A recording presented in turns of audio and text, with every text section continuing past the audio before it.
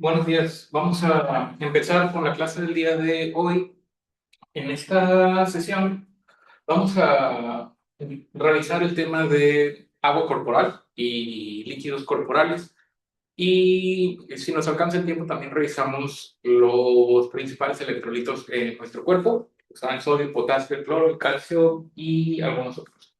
Entonces, vamos a empezar con la distribución del agua entre los diferentes compartimentos.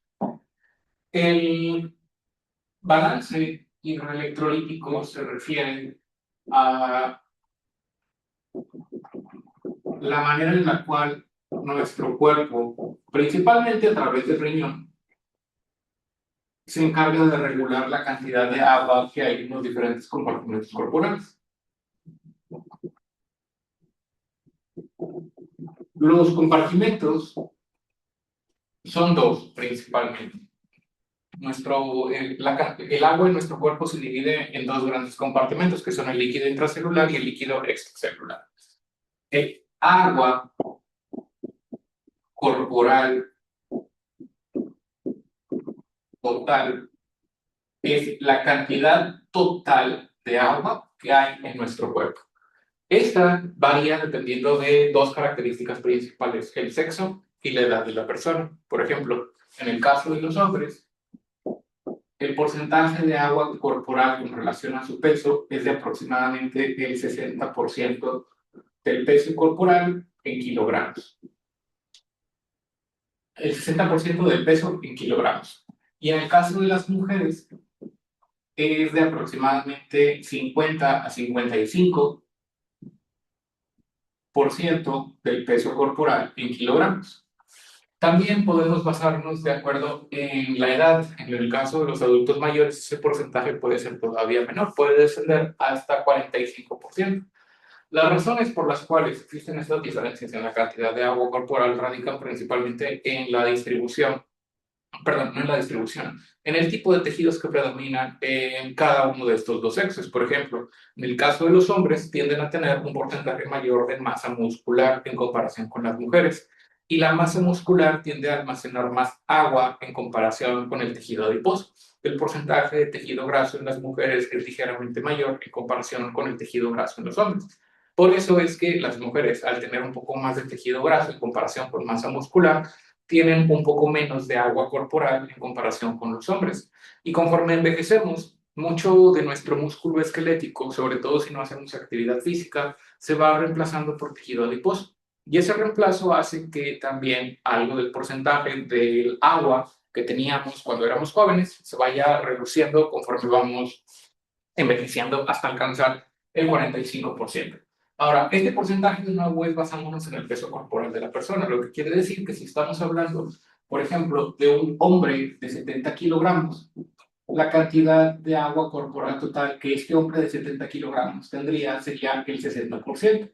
El 60% de 70 kilogramos es 42.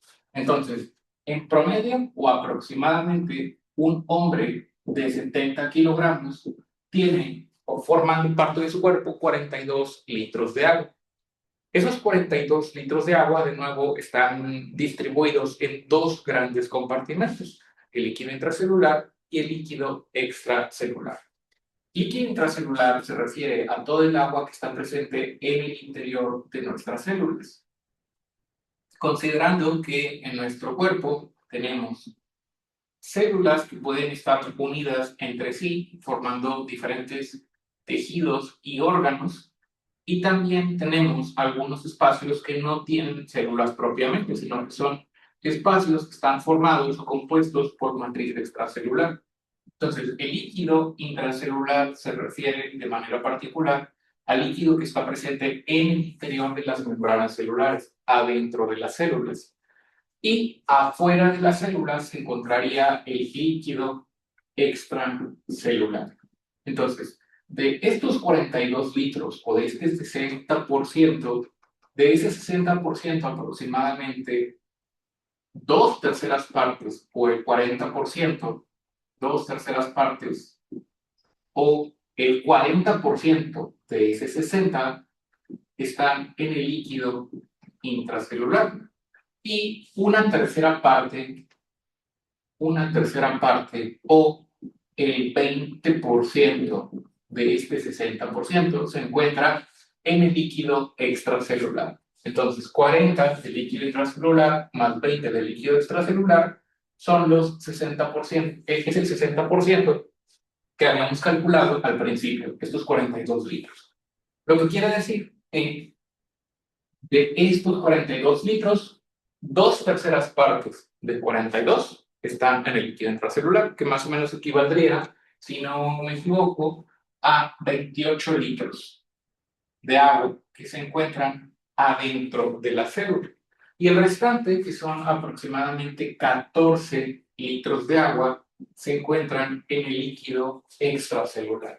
De nuevo, estamos hablando de una persona de 70 kilogramos promedio. Ahora, el líquido extracelular, a su vez, se subdivide en dos compartimentos, que son el líquido intravascular, o sea, el líquido que está adentro de los diferentes vasos sanguíneos, las arterias, las venas, y el otro espacio que es el líquido intersticial. Entonces, este sería el líquido intravascular. Y también tenemos el líquido intersticial, que sería ese espacio que queda afuera de las células, pero afuera también de los vasos sanguíneos. Y aquí es donde se encuentra la matriz extracelular. Entonces, líquido extracelular se subdivide en estos dos espacios, líquido intersticial y líquido intravascular. De estos 14 litros, aproximadamente 3/4 partes se encuentran en el líquido intersticial. Entonces, de estos 14 litros, 3/4 partes se encuentran en el líquido extracelular, lo cual equivaldría más o menos al 15% de este 20%. O sea, el 15% está en el líquido intersticial, que de nuevo son 3/4 partes, pero refiriéndonos solamente a estos 14 litros. Por otro lado, en el líquido intravascular se encuentra el 5% restante, 5% restante o una cuarta parte.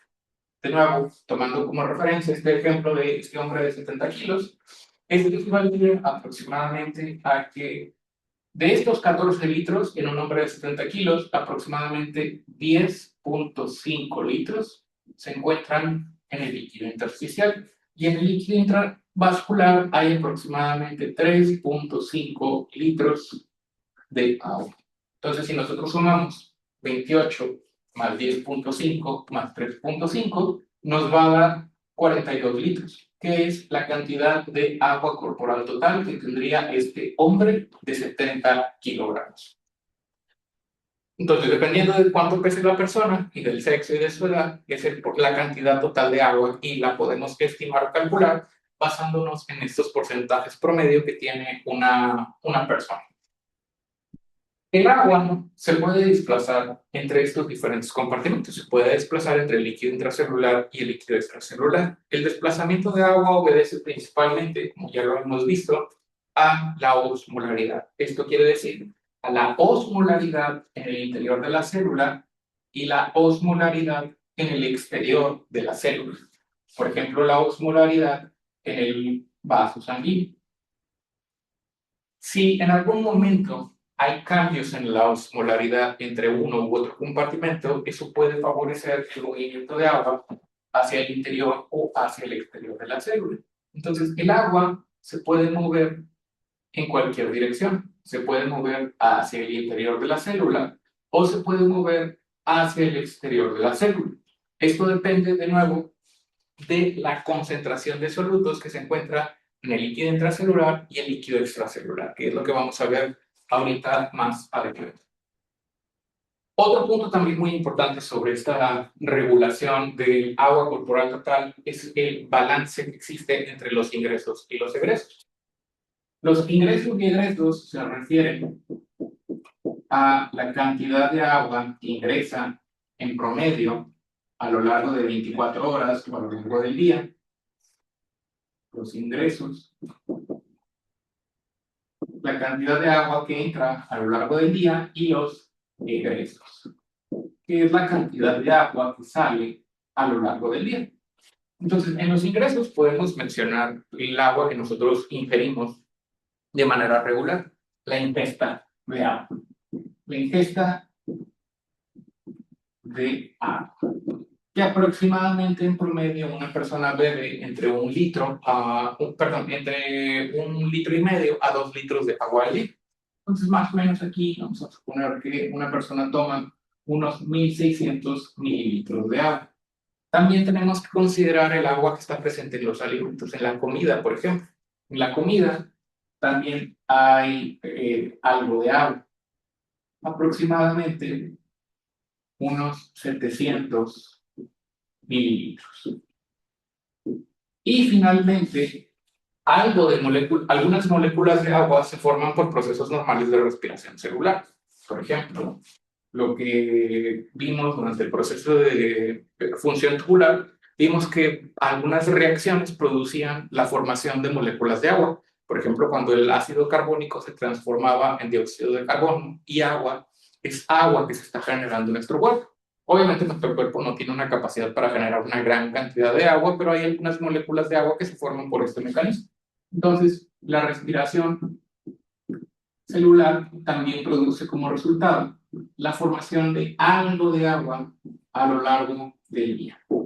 Entonces, en total, si nosotros sumamos los ingresos, debe de darnos un valor aproximado, que esto es solamente un aproximado, de unos 2.500 mililitros de agua que entran a nuestro cuerpo en 24 horas.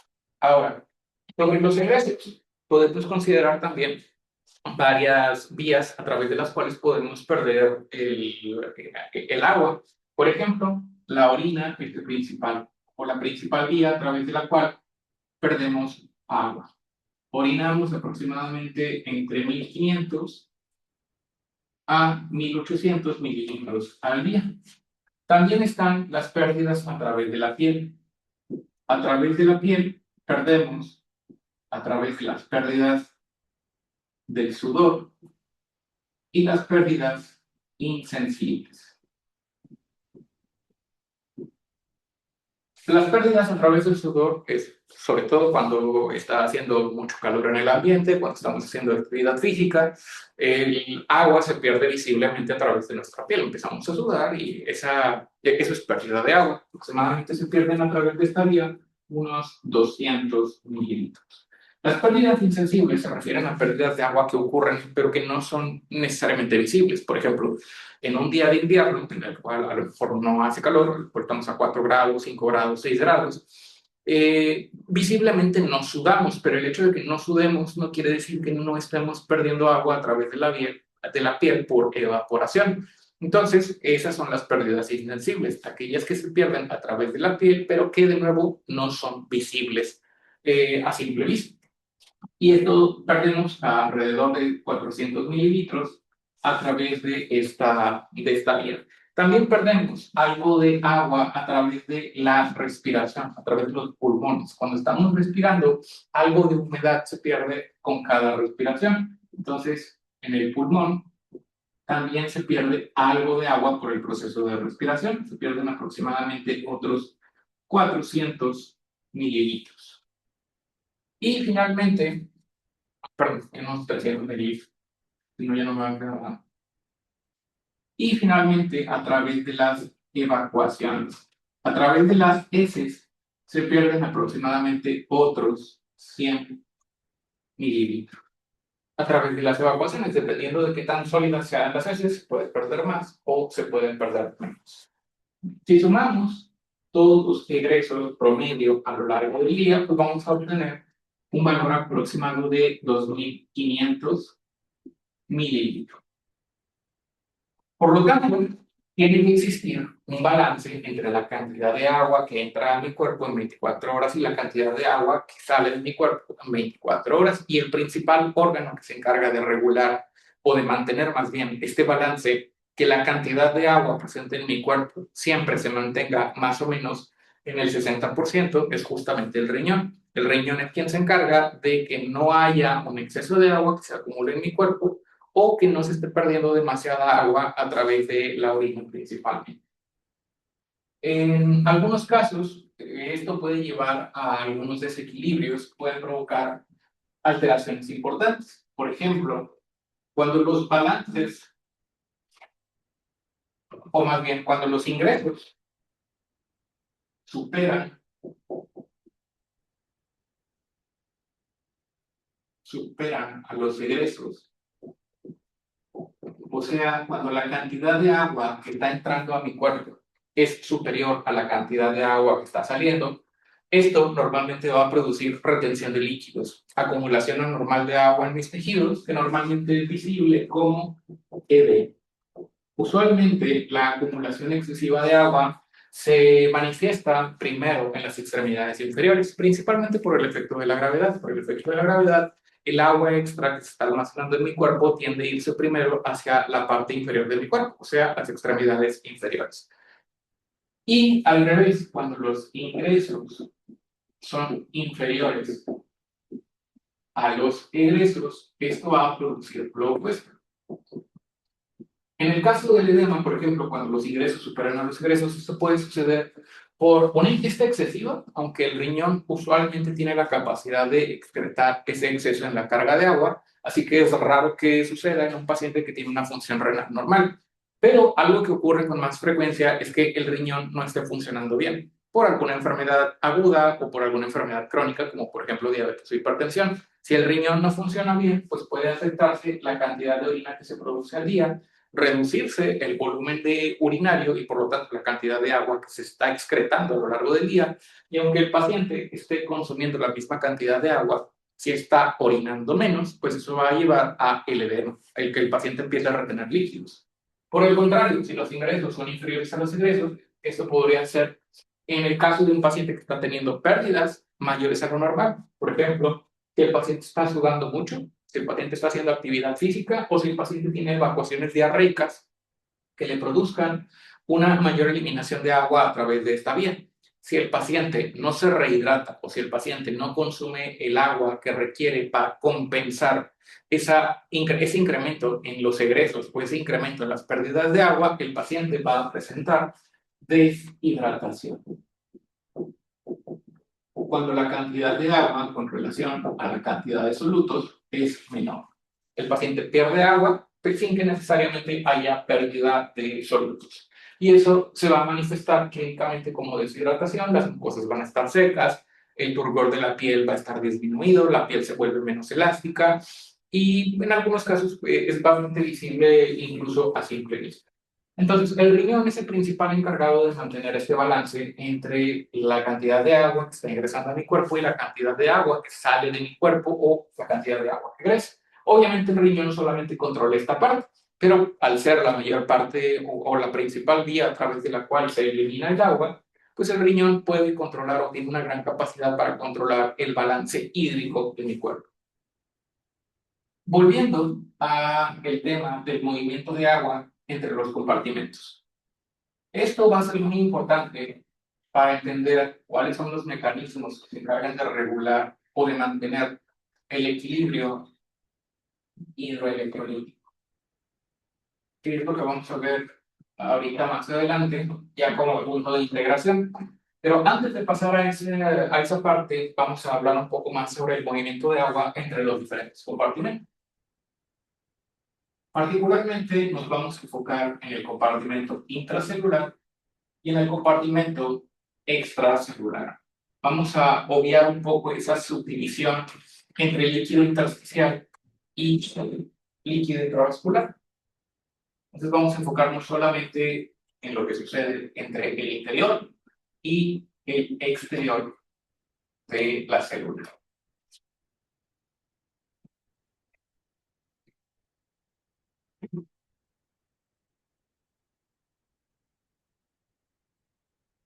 El principal determinante del movimiento de agua entre los compartimentos es la osmolaridad plasmática.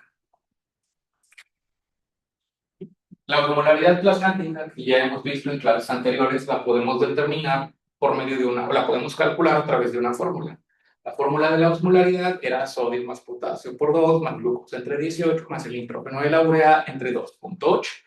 Y también, si ustedes recuerdan, dijimos que la osmolaridad normal oscilaba en un rango de 275 a 300 miliosmoles. Esa era la osmolaridad normal.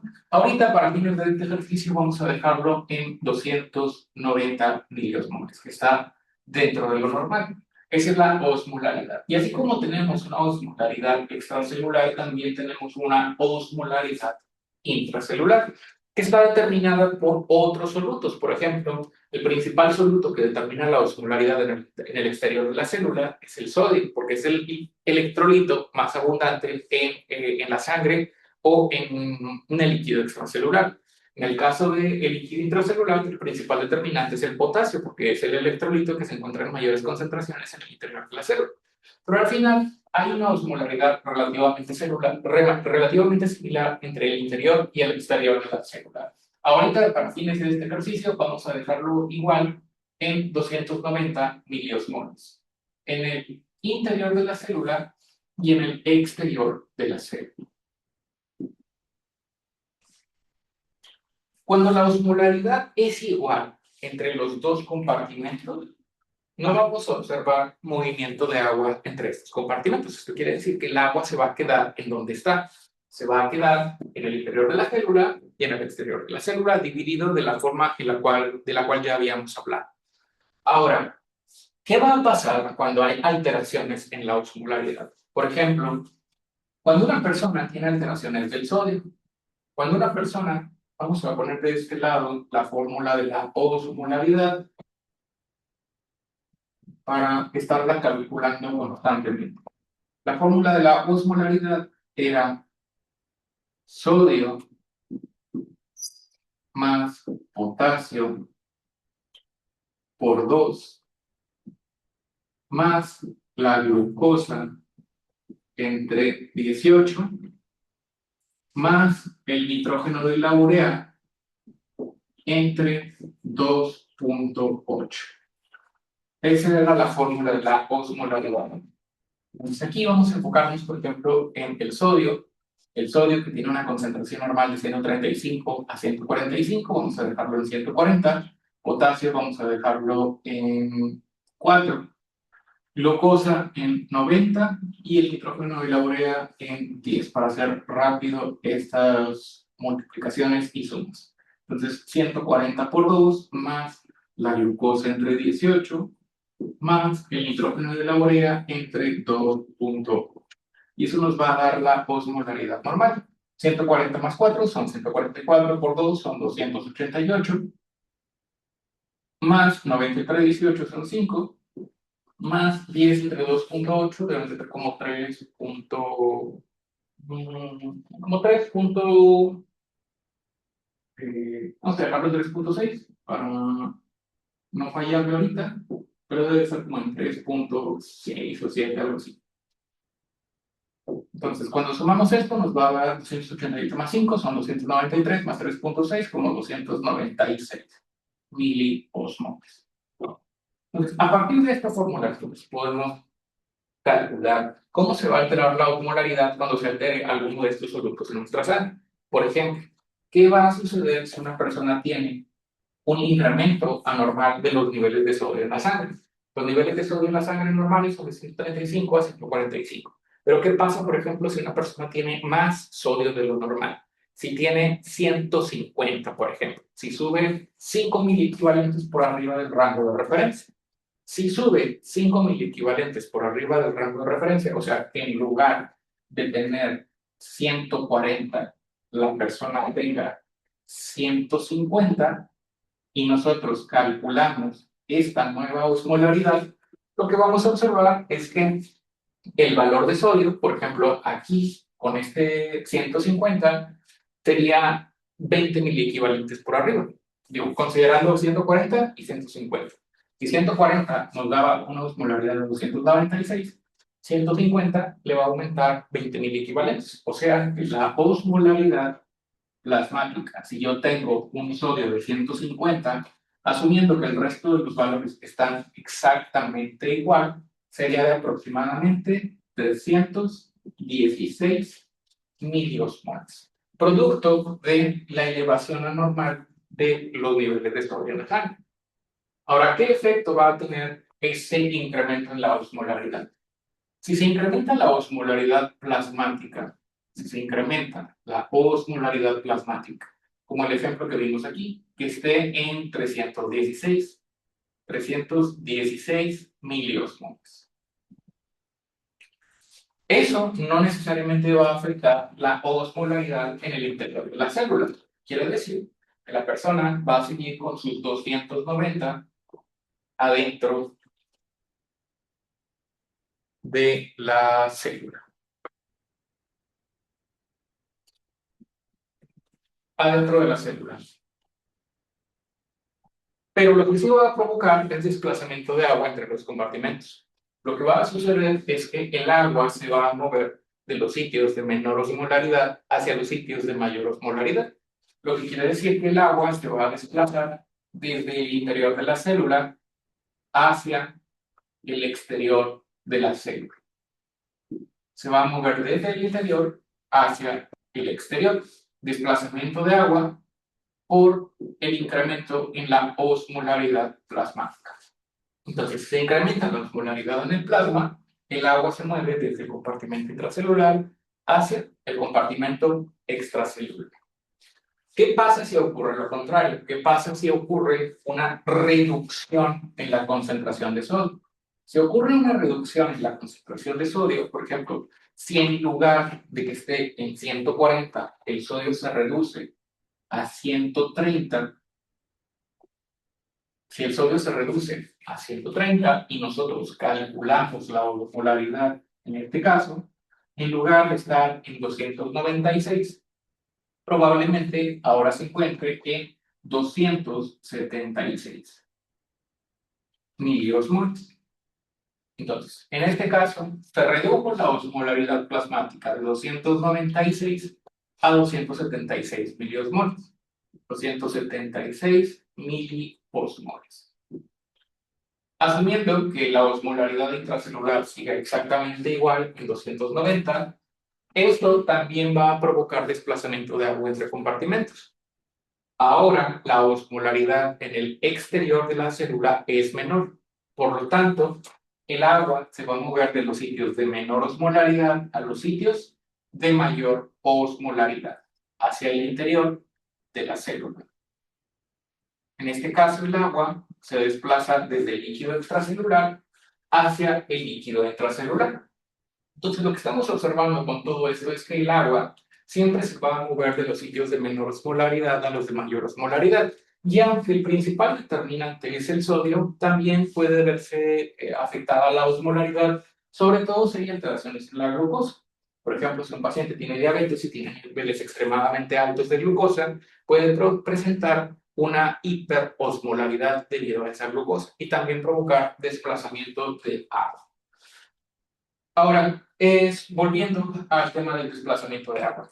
Las células están altamente susceptibles al movimiento de agua entre los compartimentos, pero pueden tolerar hasta cierto punto el desplazamiento de agua entre el interior y el exterior de la célula. Esto quiere decir que cuando hay salida de agua desde el interior de la célula hacia el exterior, pues lo que va a suceder es que la célula se va a hacer un poco más pequeña de lo normal. Cuando sale agua, la célula se hace un poquito más pequeña, pero al final tolera la salida de agua hacia el exterior. Por el contrario, cuando hay un exceso de entrada de agua hacia el interior de la célula, pues la célula se hace más grande, porque hay demasiada agua en el interior. Entonces, cuando sale el agua, hasta cierto punto las células lo pueden tolerar eso, porque la membrana celular de la mayoría de las células es relativamente elástica y se puede expandir o se puede contraer. Y al revés, si entra demasiada agua, pues puede expandirse la membrana celular para almacenar ese exceso de agua que está entrando hacia el interior. La mayor parte de los tejidos son bastante resistentes a este movimiento de agua entre compartimentos. Esto quiere decir, por ejemplo, si yo me dematizo, o sea, si baja mi osmolaridad plasmática y esto produce entrada de agua hacia el interior de mis células, esto puede llegar a provocar de nuevo que mis células se dematicen. Probablemente ustedes hayan visto cómo se ve el tejido edematoso. Es muy común en adultos mayores, particularmente aquellos que tienen alguna enfermedad renal, producto, por ejemplo, de la diabetes o la hipertensión. Las piernas edematizadas, normalmente se ven como piernas hinchadas, y si alguna vez han tenido un familiar que tiene esta condición, pues han notado que cuando ustedes tocan ese tejido, en algunas ocasiones hasta se queda el dedo marcado por un par de segundos y luego ya el tejido regresa a sus características normales. Eso normalmente sucede porque el agua excesiva en los tejidos pues hace que se queden esas marcas, que de nuevo pues, son reversibles.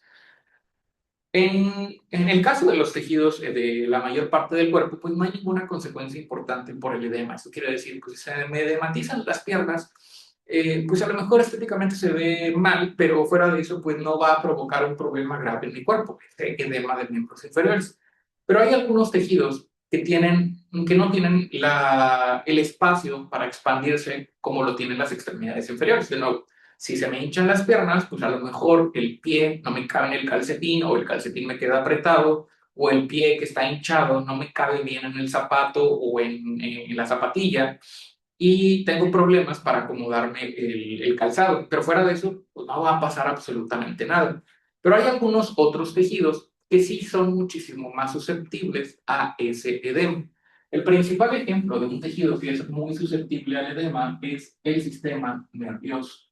El sistema nervioso, porque, como ustedes saben, durante las primeras etapas del desarrollo postnatal, el sistema nervioso que está rodeado por la bóveda craneal, se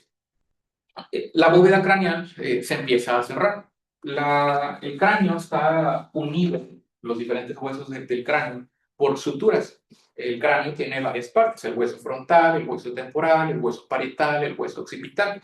Y el cráneo está unido por estas suturas que unen los pedazos de las diferentes regiones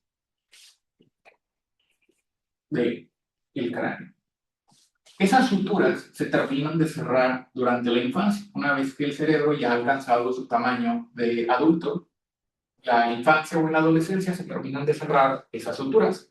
Y esto representa un problema, porque de nuevo, la bóveda craneal es un espacio cerrado que limita la capacidad de expansión del tejido neuronal, lo que quiere decir que lo hace altamente susceptible a el edema o a la entrada excesiva de agua hacia el interior de las células. En la bóveda craneal existen varios agujeros. Por arriba no existen agujeros prácticamente porque todo está cerrado por las suturas. Y en la parte de abajo, en la base del cráneo, hay muchos agujeros en la base del cráneo. Muchos agujeros pequeños a través de los cuales entran y salen vasos sanguíneos y los pares craneales. Pero hay un agujero en particular que es más grande que todos los demás, el agujero central de la base del cráneo o el agujero magno.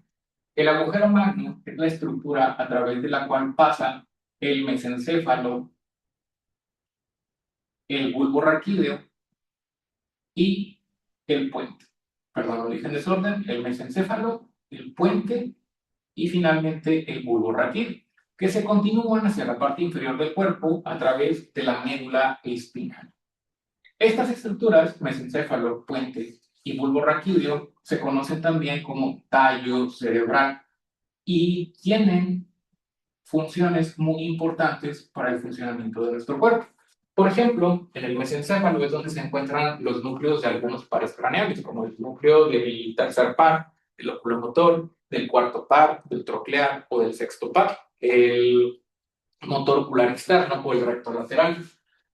En el puente se encuentran también los núcleos de algunos pares craneales, como por ejemplo el nervio trigémino. Y también el puente tiene otra importancia, o tiene mayor importancia, porque es donde se encuentran los centros de algunas funciones importantes del sistema nervioso, como por ejemplo, en el puente es donde se encuentra el centro de la respiración, o el centro de la micción, o el sistema reticular activador, que es en parte uno de los sistemas que nos permiten mantener el estado de conciencia, o sea, no caer en coma. Entonces, todas estas estructuras que se encuentran aquí en el mesencéfalo justamente pasan, o perdón, en el tallo cerebral, pasan a través del agujero magno en la base del cráneo. ¿Qué tiene que ver entonces todo esto con el movimiento de agua entre compartimentos? Bueno, la importancia de todo esto es que en situaciones en las cuales haya, por ejemplo, como lo mencionamos aquí, un descenso anormal en las concentraciones de sodio en la sangre, que puede ocurrir por muchas razones, más adelante vamos a hablar de algunas de ellas, esto puede llegar a provocar movimiento de agua desde el líquido extracelular hacia el líquido intracelular. Y eso provocaría, ya lo mencionamos, edema. Ese edema va a provocar también edema del tejido cerebral. En algunas ocasiones, o más bien, el cerebro tiene cierta capacidad para evitar ese movimiento excesivo de agua entre los diferentes compartimentos. Tiene la capacidad de generar unas sustancias que se llaman osmolitos. Esos osmolitos, básicamente, los puedes sintetizar. Los osmolitos son sustancias como el mioinositol, el glutamato, y otros aminoácidos que puede sintetizar o puede eliminar, que tienen como propósito ajustar la osmolaridad del líquido intracelular. Pero ahorita no vamos a entrar en tantos detalles sobre lo que puede hacer o lo que no puede hacer la neurona para controlar eso. Lo vamos a ver o lo van a ver más adelante. Ahorita vamos a enfocarnos en lo que está sucediendo cuando entra un exceso de agua hacia el interior de la neurona. La entrada excesiva de agua va a provocar que se edematice el tejido cerebral. Y como el tejido cerebral no tiene hacia dónde expandirse, porque por arriba están cerradas todas las suturas y el cráneo, el hueso, no se puede expandir, el tejido cerebral va a tratar de moverse hacia la única vía de salida o hacia la vía de salida más grande que existe, que es el agujero magno. Entonces, cuando el cerebro se edematiza o se inflama, uno de nuestros riesgos mayores es que el lóbulo temporal del tejido cerebral empiece a meterse a través de las estructuras que conectan con la parte inferior del sistema nervioso y empiece a comprimir de manera anormal el tallo cerebral, empezando con el mesencéfalo y eventualmente llegando al puente. A eso se le llama herniación cerebral. Cuando parte del tejido está pasando por algún hueco o por algún agujero por el cual no debería de estar pasando. Esto va a provocar varias cosas. En primer lugar, va a provocar, por ejemplo, la compresión de los núcleos de los pares que se encuentran en el mesencéfalo. Por ejemplo, puede provocar la compresión del núcleo del oculomotor, ocasionando que la pupila no se contraiga ante la estimulación con luz. Y también puede llegar a provocar parálisis del ojo porque no se están moviendo los músculos que inerva el motor ocular común o el tercer par craneal. Hasta ahí, pues la verdad es que no hay tanto problema.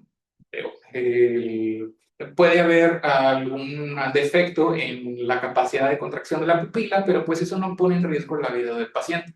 Lo que sí pone en riesgo la vida del paciente es cuando esa herniación continúa, se sigue haciendo más grande o más severa y empieza a comprimir las estructuras del puente particularmente. Porque como lo mencionamos hace un momento, aquí en el puente es donde se encuentra el sistema reticular activador y también se encuentra el centro de la respiración.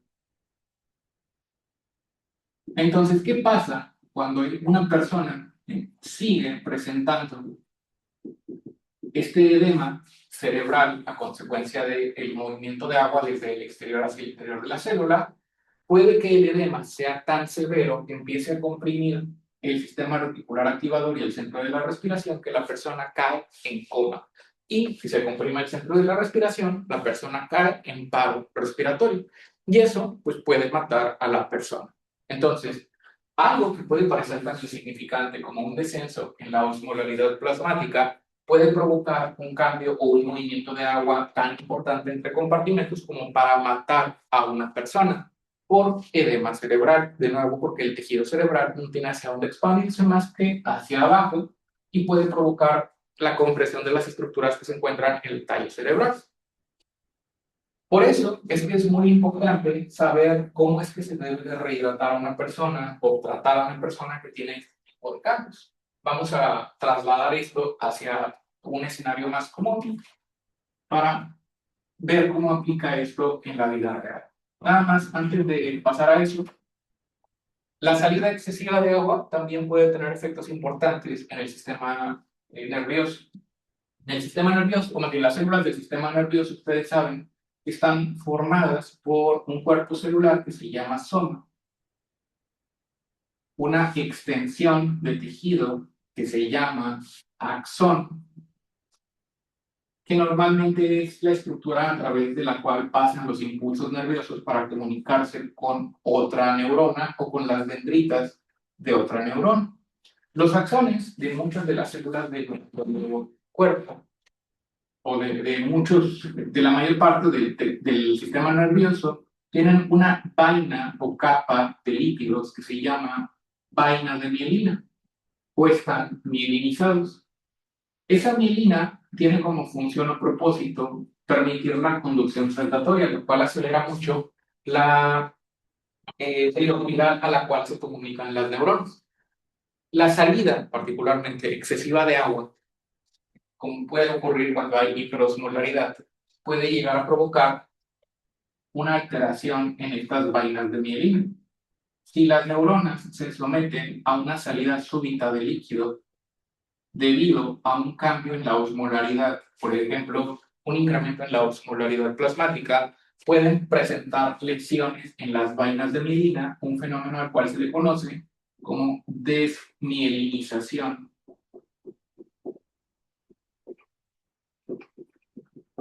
osmótica. Esto quiere decir pérdida de las vainas de mielina debido a un efecto osmótico generado por el incremento de la osmolaridad en el líquido extracelular. Entonces, ninguna de las dos situaciones son deseables. ¿Por qué? Porque el edema se puede matar y la desmielinización osmótica a lo mejor no me va a matar rápido como el edema, pero me puede dejar muchas secuelas neurológicas. ¿Por qué? Porque el daño en las vainas de mielina no nada más va a afectar de manera local al axón, sino que en algunos casos puede llegar a provocar incluso mecanismos de muerte celular programada y degradar por completo toda la neurona, ocasionando que la persona quede con secuelas neurológicas muy graves. Entonces, de nuevo, ninguna de las dos situaciones es deseable o las dos son peligrosas, cada una por mecanismos distintos, pero las dos son peligrosas. La salida excesiva de agua de la célula o entrada excesiva de agua hacia el interior de la célula. Pero de nuevo, vamos a trasladar esto a la vida real, que es lo que puede suceder cuando una persona tiene alguna alteración en su cuerpo.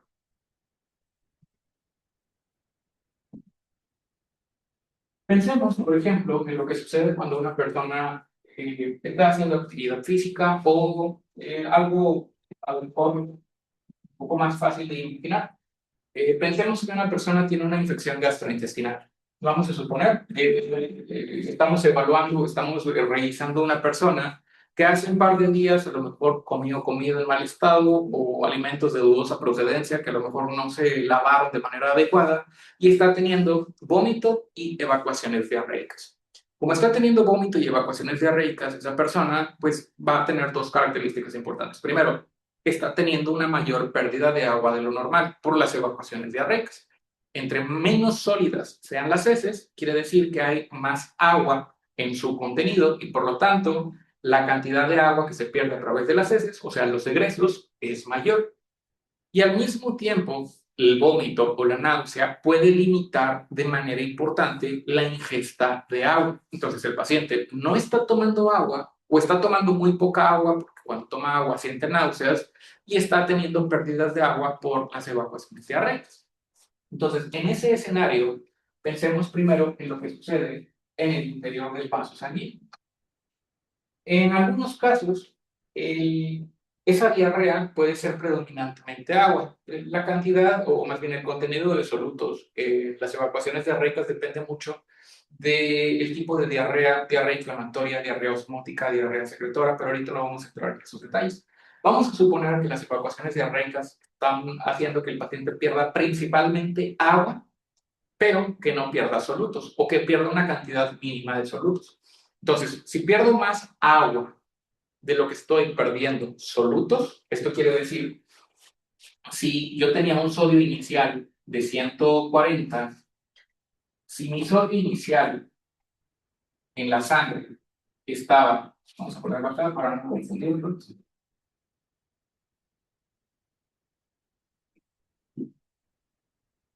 si mi sodio inicial en la sangre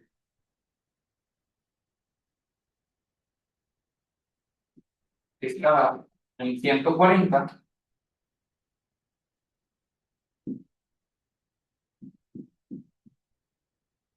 pero la cantidad de agua se reduce porque estoy teniendo esas evacuaciones diarreicas, pues lo que va a suceder es que el sodio se queda, pero el agua se pierde a través de las evacuaciones diarreicas.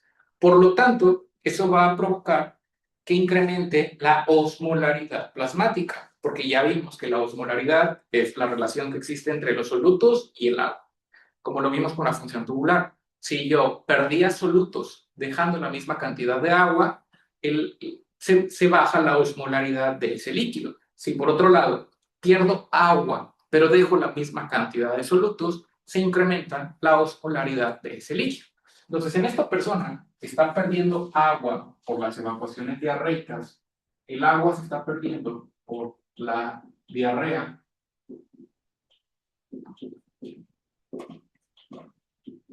Lo que va a suceder es que el sodio se va a concentrar. Esto quiere decir menos agua, pero mismo sodio. Entonces, la cantidad de sodio técnicamente se eleva. Vamos a suponer que se eleva a 150. No porque haya habido ganancia de sodio, sino simplemente porque perdí agua, así que el líquido o la sangre se volvió más concentrado. Entonces, de nuevo, no es que el sodio se haya elevado, considerando que el sodio lo medimos, por ejemplo, en miliequivalentes por litro. Si pierdo agua, pues quiere decir que voy a tener más miliequivalentes de sodio por cada litro que quedó en el interior de la sangre. Entonces, si se eleva el sodio, se eleva la osmolaridad. Entonces, el incremento en los niveles de sodio va a producir un incremento en la osmolaridad plasmática. Entonces, si se incrementa la osmolaridad plasmática, ya vimos acá que sería este ejemplo. Si se incrementa la osmolaridad plasmática, lo que va a suceder es que el agua se va a mover desde el interior de las células hacia el exterior de las células. Se va a mover así, se va a mover desde el interior de la célula hacia el exterior de la célula. No fue porque se incrementó la osmolaridad plasmática producto de la pérdida de agua a través de las evacuaciones diarreicas. Ahora, esta persona que tiene náusea, vómito y evacuaciones diarreicas solamente tolera líquidos. Vamos a suponer que solamente está tomando agua. Está tomando agua del garrafón o agua hervida, pero solamente está tomando agua. Esta persona intenta comer algo, intenta, por ejemplo, comer galletas, pollo, arroz, y en el momento en el que lo siente, le da náuseas y lo vomita. Entonces, solamente tolera agua, solamente tolera líquidos, pero no tolera alimentos. En el momento en el que intenta comer algo, intenta comer pescado, pollo, galletas, inmediatamente siente muchas náuseas y expulsa todo eso a través del vómito. Entonces, lo único que está tomando esta persona es agua. ¿Qué es lo que va a suceder si esta persona solamente toma agua y no está consumiendo ningún tipo de alimento? Y sigue todavía con las evacuaciones diarreicas. Bueno, entonces, si solamente le estoy agregando agua a este líquido, lo que va a suceder primero es que efectivamente la osmolaridad va a ir disminuyendo. Vamos a poner, por ejemplo, aquí que la osmolaridad con esos 150 de sodio está en 300 miliosmoles. Y esta persona toma agua y ahora el sodio se reduce, baja de 150, baja a 140 de sodio. Si se reduce el sodio, pues va a bajar la osmolaridad, baja a 280. Y luego sigue tomando agua, porque es lo único que tolera, a lo mejor ya van 3 días que sigue con las evacuaciones diarreicas y todavía no es capaz de tolerar alimentos. Entonces, sigue tomando agua y el sodio baja todavía más, porque se está diluyendo. El agua casi no tiene electrolitos. Entonces, el sodio baja todavía más, 130 de sodio, y ahora la osmolaridad está en 260. El paciente sigue tomando agua, solamente agua, y el sodio baja todavía más, ahora está en 120 de sodio y la osmolaridad bajó a 240 miliosmoles. ¿Por qué? Porque de nuevo solamente está tomando agua. Imaginémoslo de esta manera. Si yo tengo un recipiente que inicialmente estaba muy concentrado, tenía una osmolaridad de 320 de osmolaridad. Y yo solamente le agrego agua a ese recipiente, agua sin electrolitos, lo que va a suceder es que entre más agua le agregue yo a este recipiente, la osmolaridad va a ir descendiendo. Va a ir descendiendo la osmolaridad a 300 y luego a 280 y luego a 200, no, perdón, 270, 260, etc. Entre más agua le agregue, más va a descender la osmolaridad. ¿Por qué? Porque básicamente estoy diluyendo el líquido. Estoy agregando líquido, pero no le estoy agregando solutos. Entonces, volviendo al ejemplo de la persona que estaba deshidratada y que solamente estaba consumiendo agua, ¿qué va a pasar con el movimiento del agua en esta situación? Esta persona de nuevo tenía diarrea, estaba deshidratado y lo que pasó inicialmente es que el agua se movió desde el compartimento intracelular hacia el compartimento extracelular. Pero conforme fue bajando la osmolaridad plasmática, ahora se invierten los papeles. Ahora la osmolaridad es menor afuera de la célula en comparación con el interior. De nuevo, podemos seguir considerando una osmolaridad normal de 290 miliosmoles. Entonces, como ya es más baja la osmolaridad en el exterior de la célula, ahora el agua se va a mover en la dirección opuesta. El agua se va a mover desde el líquido extracelular hacia el líquido intracelular. Y como esto ocurrió de manera relativamente rápida, no le di tiempo adecuado a las neuronas para que se adaptaran a esa nueva osmolaridad en el exterior de la célula. Y eso provoca que el movimiento excesivo de agua hacia el interior de la célula, como lo vimos acá, produzca edema. Entonces, ¿qué le va a pasar a la persona? Edema cerebral, y este edema cerebral puede provocar una herniación y ocasionarle que el paciente quede en coma, que se comprima el centro respiratorio y que eventualmente el paciente fallezca a causa del edema cerebral. Esto en adultos pues es relativamente infrecuente que suceda, porque normalmente el adulto hasta cierto punto casi siempre está tomando algún tipo de alimento cuando tiene este tipo de alteración, y si no consume alimentos, pues puede recurrir a algunos sueros. Pero quien es más susceptible a este tipo de situaciones son los niños pequeños. Por ejemplo, un niño pequeño que se enfermó porque ya lo llevaron a la guardería y se infectó con algún virus de otro niño y empieza con evacuaciones diarreicas. O sea, a lo mejor la mamá, como el niño no tolera comida, le empiezan nada más a dar cucharaditas de té o de agua, que pues es un líquido hiposmolar, es un líquido que básicamente es agua, pero no tiene solutos. Entonces, en ese niño que tenía evacuaciones diarreicas y que la mamá nada más le está dando cucharadas de líquido que no tiene solutos, pues lo que puede suceder es que va a ir descendiendo la osmolaridad poco a poco hasta provocar edema cerebral y puede llegar a provocar la muerte del bebé. Para evitar eso, hace muchos años se instauraron varias campañas de salud pública para prevenir que eso suceda. Empezaron a repartir unos sobres que se llaman Vida Suero Oral. El Vida Suero Oral son unos sobrecitos que traen varias presentaciones y los regalan en los centros de salud, se los regalan a las mamás. ¿Para qué? Para que cuando el niño se enferme de diarrea o de alguna otra infección gastrointestinal, el niño esté muy deshidratado, en lugar de darle agua pura, lo que hacen es diluyen el Vida Suero Oral en 1 litro de agua y en lugar de darle de nuevo solamente el agua, le dan el Vida Suero Oral diluido en el agua. ¿Cuál es el propósito? Crear una solución isoosmolar. Y vamos a hablar un poquito de estas soluciones. Los líquidos que nosotros ingerimos pueden tener 3 diferentes sabores. Vamos a tener líquidos hipoosmolares, isoosmolares, o pueden ser hiperosmolares.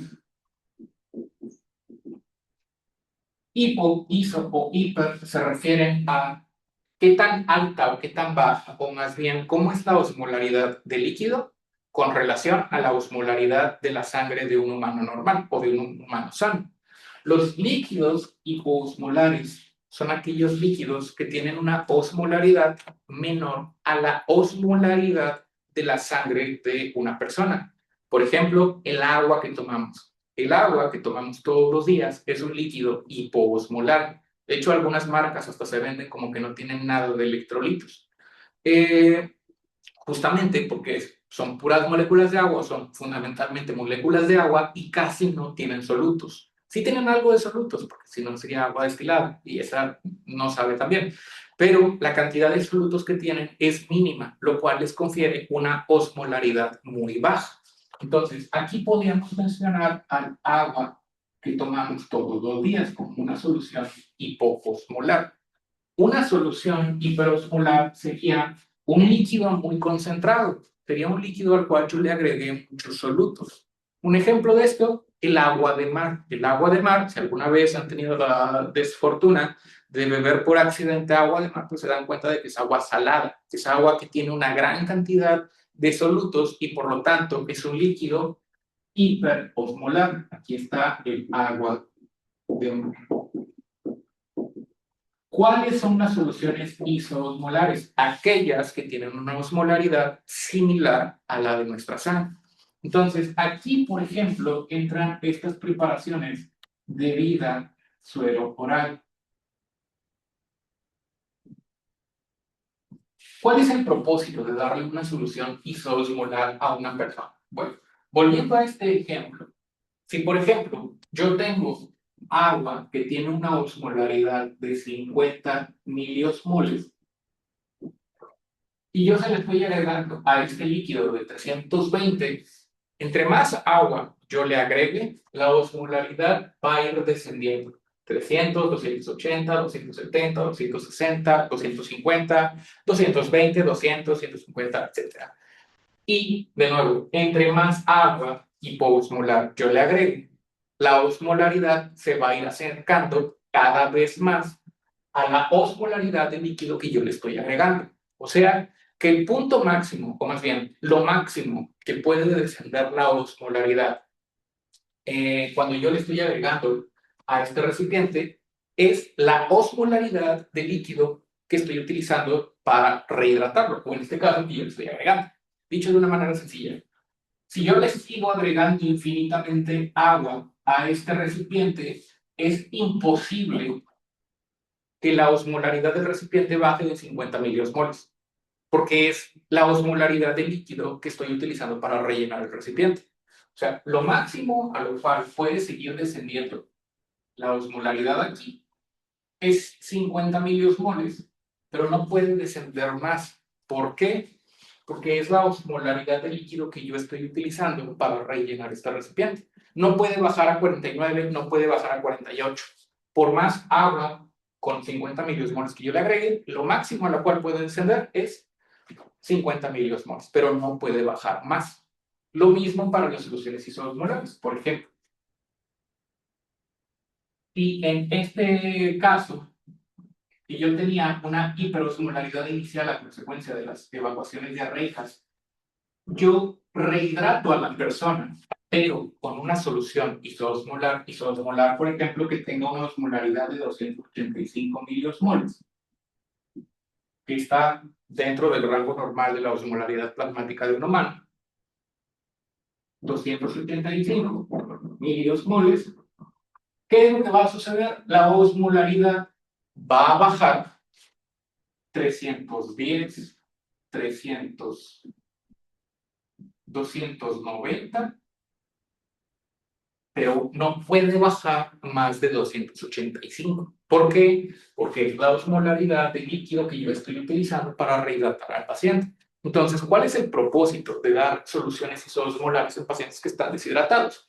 Evitar la complicación de una disminución excesiva de la osmolaridad plasmática.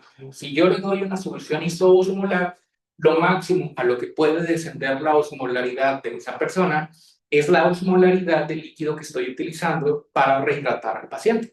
Entonces, si yo le doy agua, lo máximo a lo cual puede descender la osmolaridad es la osmolaridad del agua. O sea, se puede seguir bajando y bajando y bajando y bajando y llegar a lo mejor a 200 miliosmoles o 180 miliosmoles de osmolaridad, tener 180 de osmolaridad plasmática. Pero si yo le doy una solución isoosmolar de 280 miliosmoles, no puede bajar de 280 miliosmoles. Ese sería el punto máximo al cual yo puedo descender, pero no puedo pasar de allá. Por más que yo esté rehidratando y rehidratando y rehidratando al paciente, o sea, que le esté administrando grandes volúmenes de ese líquido isoosmolar, no puede bajar más. Y eso evita el riesgo entonces del edema cerebral. O sea, el paciente no presenta edema cerebral por un descenso excesivo de la osmolaridad plasmática. Esa es la lógica de administrar soluciones isoosmolares en pacientes que están deshidratados a consecuencia de una gastroenteritis aguda, de una gastroenteritis bacteriana, viral, si un paciente está presentando náusea, vómito, evacuaciones diarreicas. Lo ideal es rehidratarlo con un líquido que sea isoosmolar, con un líquido que tenga una osmolaridad similar a la osmolaridad plasmática, sobre todo para evitar complicaciones como el edema cerebral. Esto, de nuevo, es particularmente importante en niños chiquitos. ¿Por qué? Porque en los niños pequeños, la cantidad de agua que tú le tienes que administrar para que ocurran estas complicaciones con relación a su volumen corporal, o sea, como en niños más chiquitos, es menor y por lo tanto es muchísimo más susceptible a desarrollar esa complicación.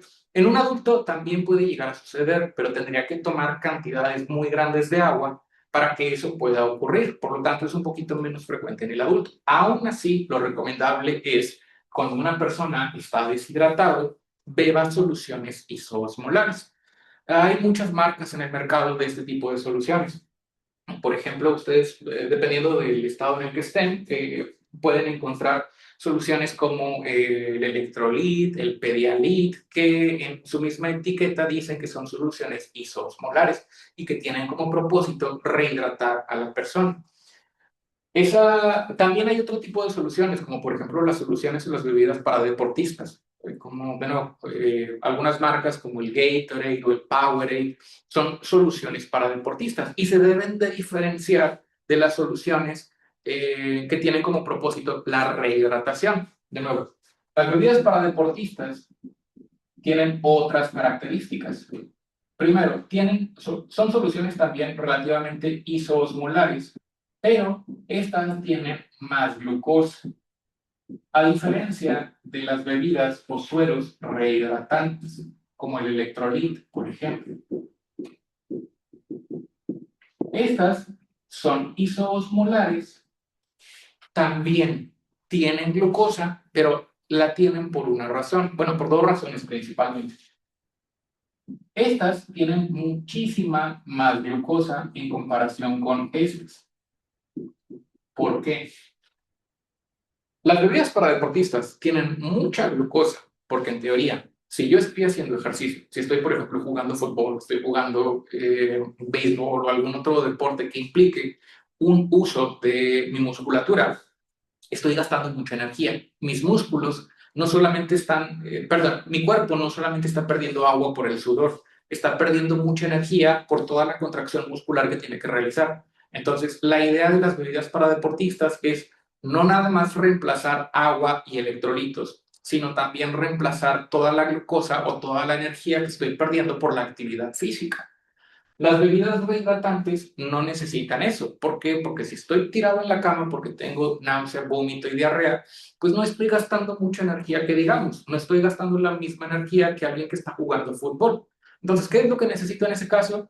Nada más sobrevivir, mantenerme rehidratado, estar tomando líquidos y necesito algo de glucosa. ¿Por qué necesito la glucosa?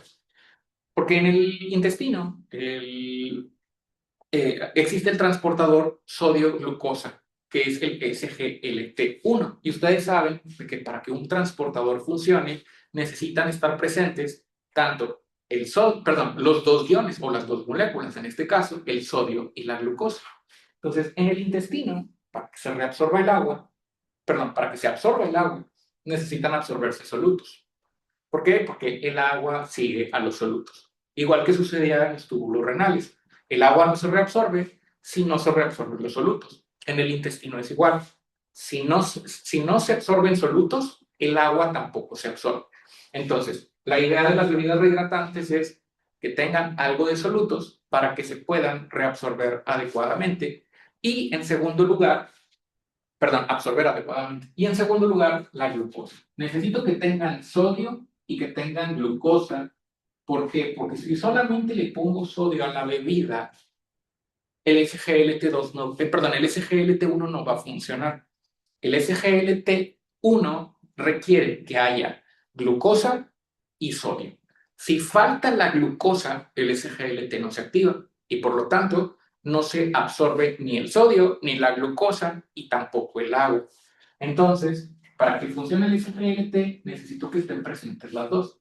Por eso es que le ponen un poquito de glucosa a este tipo de bebidas. Si ustedes prueban las dos o si las han probado, han notado que el Gatorade o el Powerade, por ejemplo, que son bebidas para deportistas, saben muchísimo más dulces en comparación con el Electrolit, que no sabe tan dulce. De hecho, para algunas personas puede resultar un poquito desagradable porque no sabe igual de dulce que una bebida para deportistas. Y de nuevo, no sabe tan dulce porque no tiene tanta glucosa, a diferencia de este otro tipo de bebidas que requieren más glucosa porque en teoría la estoy usando en alguien que hace deporte.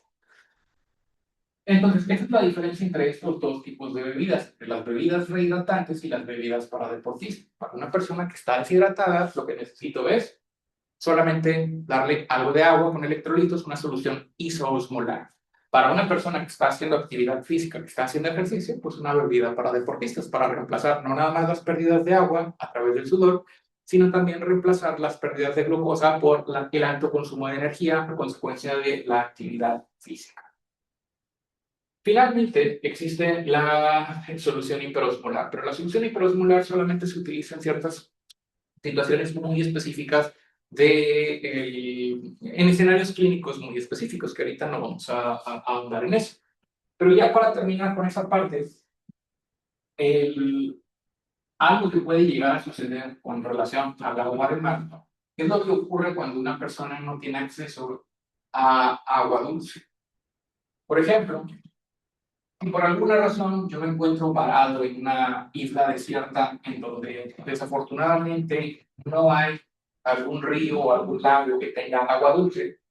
A lo mejor yo me encuentro en una isla desierta en donde solamente tengo acceso al agua de mar, solamente tengo acceso al agua de mar, pues obviamente el sol me está deshidratando. El sol me está deshidratando y está ocasionando un incremento en mi osmolaridad plasmática. El incremento en la osmolaridad plasmática produce la activación del centro de la sed, lo cual hace que yo tenga sed.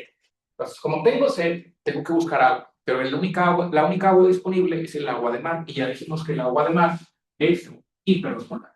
Entonces, ¿qué va a pasar si yo, que tengo una osmolaridad, por ejemplo, de 305, empiezo a tomar agua que tiene una osmolaridad de 450? Lo que voy a hacer es que sería como agregarle, si tengo 305 aquí, sería agregarle un agua con una osmolaridad mayor. Entonces, ¿qué va a pasar si a este recipiente con una osmolaridad de 305 yo le agrego agua que tiene una osmolaridad de 450? Lo que va a suceder es que la osmolaridad plasmática se va a elevar todavía más. Entonces, si yo cometo el error de tomar agua de mar, lo que voy a provocar es que mi osmolaridad plasmática se eleve todavía más. Y entre más agua de mar consuman, más se va a elevar la osmolaridad del plasma. O sea, entre más agua de mar, más deshidratado voy a estar y voy a sentir cada vez más sed, porque entre más se eleve mi osmolaridad, más va a activar el centro de la sed en el hipotálamo y voy a seguir sintiendo mucha sed, a pesar de que siga tomando agua, porque es un agua hiperosmolar. En ese caso, lo que tengo que hacer es buscar una fuente de agua que sea agua dulce, agua natural, que no sea hiperosmolar, o en su defecto encontrar alguna forma de desalinizar el agua que voy a consumir, porque de otra forma solamente voy a empeorar las cosas y si no tengo salida, pues me voy a morir más rápido de lo que me hubiera muerto si no hubiera tomado el agua. Hasta aquí, ¿alguna duda o pregunta? Muy bien. Entonces, para terminar, vamos a integrar los diferentes mecanismos que existen para regular la osmolaridad y el volumen en nuestro cuerpo. Probablemente ya con esto vayamos a terminar. En nuestro cuerpo existen dos sistemas separados que en ciertos puntos coinciden, pero que trabajan de manera separada y que se encargan de regular el volumen y la osmolaridad. Primero, la regulación de la osmolaridad.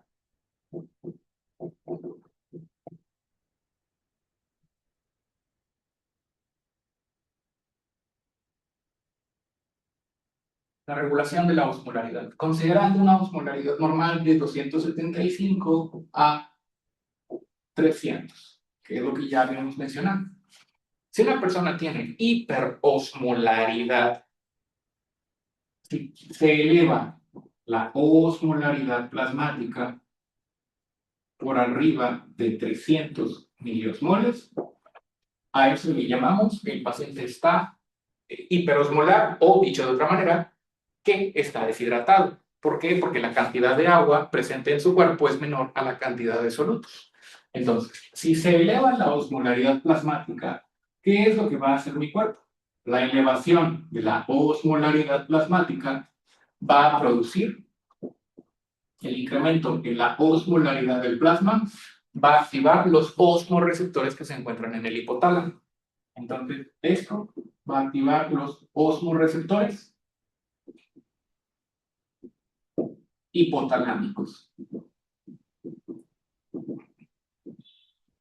¿Y qué es lo que va a hacer el hipotálamo ante ese incremento de la osmolaridad? Va a hacer dos cosas. Primero, va a activar el centro de la sed. Y en segundo lugar, va a incrementar la liberación de una hormona que ya hemos visto en clases anteriores, que es la hormona antidiurética. Incrementa la liberación de hormona antidiurética. El centro de la sed, ¿qué es lo que va a hacer? Va a favorecer o va a estimular la ingesta. O sea, va a hacer que me pare, vaya al refri o al garrafón y busque tomar agua. Y al mismo tiempo, ¿qué es lo que está haciendo la hormona antidiurética? Ya lo vimos. La hormona antidiurética va a producir el incremento en la cantidad de acuaporinas tipo 2 que se encuentran en el túbulo colector. Y el incremento en la cantidad de acuaporinas de tipo 2 va a favorecer la reabsorción de agua. Y el incremento en la reabsorción de agua, junto con el incremento en la ingesta, van a producir el retorno a la osmolaridad normal. El incremento en la ingesta y el incremento en la reabsorción producen el retorno a la osmolaridad normal. Todo esto también va a producir otra cosa.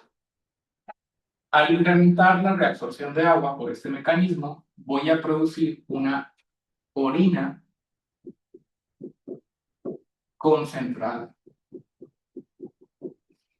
¿Por qué? Porque como la estoy reabsorbiendo, los solutos se quedan en la orina y estoy reabsorbiendo todo el agua que puedo. Entonces la orina va a salir de color oscuro mientras esté deshidratada. Orina concentrada y un bajo volumen urinario. También lo podríamos decir como que incrementa la osmolaridad urinaria. Hay un incremento de la osmolaridad urinaria o la orina sale muy concentrada. Por otro lado, al mismo tiempo también se está activando otro mecanismo regulador, el mecanismo que regula el volumen. El mecanismo que regula el volumen se encarga de mantener el volumen, particularmente el volumen intravascular, en su valor normal. Este sistema está regulado por el mecanismo, perdón, la regulación del volumen depende del sistema renina-angiotensina-aldosterona. El sistema renina-angiotensina-aldosterona es lo que hace. Cuando una persona está deshidratada, que era lo que habíamos puesto aquí, esto era la deshidratación.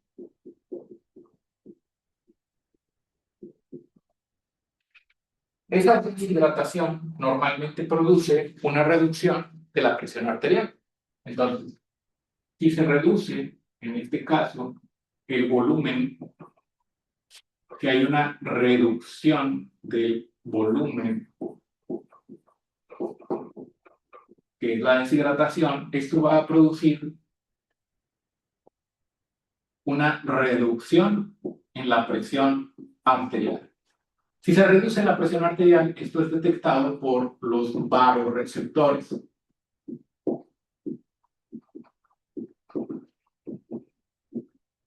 Y los vasoreceptores van a desencadenar mecanismos como, por ejemplo, a nivel renal, la reducción de la perfusión renal por la baja presión la baja presión arterial debido a la deshidratación va a producir el incremento en la liberación de renina a nivel renal. El incremento en la liberación de renina va a incrementar los niveles de angiotensina 2. El incremento en los niveles de angiotensina 2 va a producir un incremento en la liberación de aldosterona. Y el incremento en la liberación de aldosterona va a producir un incremento en la reabsorción de sodio. Y el incremento en la reabsorción de sodio, a su vez, se traduce también en un incremento en la reabsorción de agua. Y el incremento en la reabsorción de sodio y agua van a elevar la presión arterial.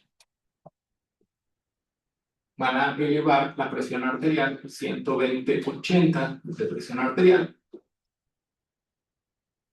y van a restaurar el volumen.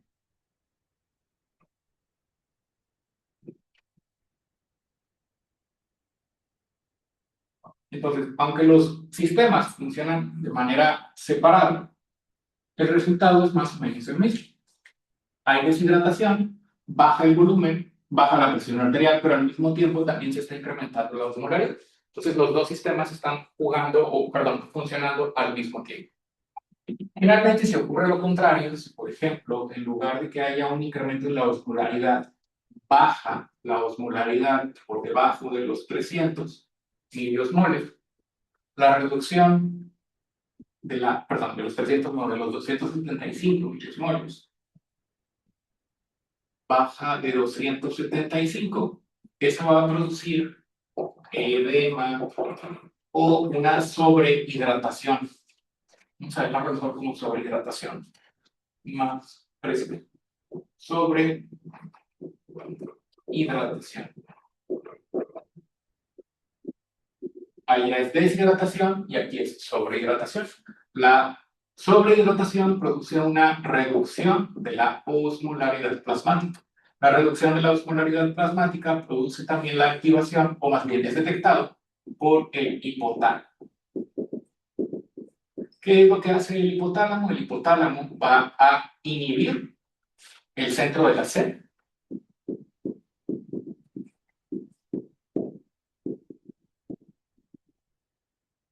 Lo cual se va a traducir en una reducción en la ingesta de agua. Y al mismo tiempo, La disminución de la osmolaridad también está produciendo la activación o la liberación más bien, perdón, aquí, por acá, la disminución en la liberación de hormona antidiurética. Si se reduce la hormona antidiurética, lo que va a suceder es que hay una menor inserción de acuaporinas tipo 2. Y la menor inserción de acuaporinas tipo 2 lleva a la disminución en la reabsorción de agua. Entonces, la disminución en la ingesta de agua más la reducción en la reabsorción de agua van a ocasionar que haya pérdidas de agua a través de la orina y que haya una menor ingesta. Por lo tanto, lo que sucede es que se restaura la osmolaridad plasmática. Y al mismo tiempo, lo que va a suceder con la orina del paciente es que va a ser una orina, si no se reabsorbe agua, la orina se diluye. Es una orina diluida. Y es un incremento del volumen urinario. Al mismo tiempo, en cuanto a el volumen, si se incrementa el volumen, por esa sobrehidratación, si hay un incremento del volumen, primero hay un incremento de la presión arterial.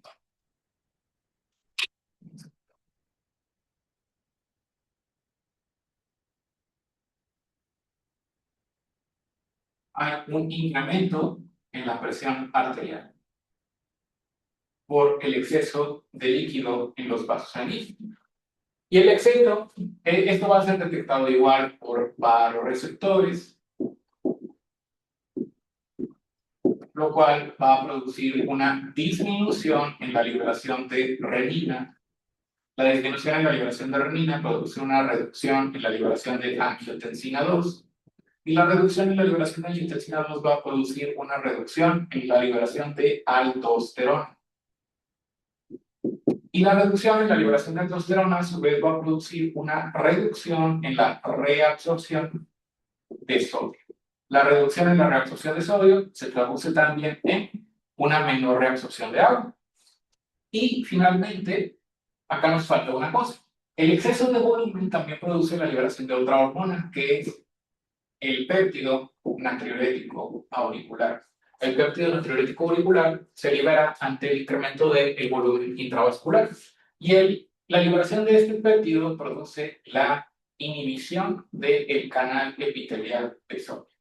Y la inhibición del canal epitelial de sodio se produce también en una menor reabsorción de sodio.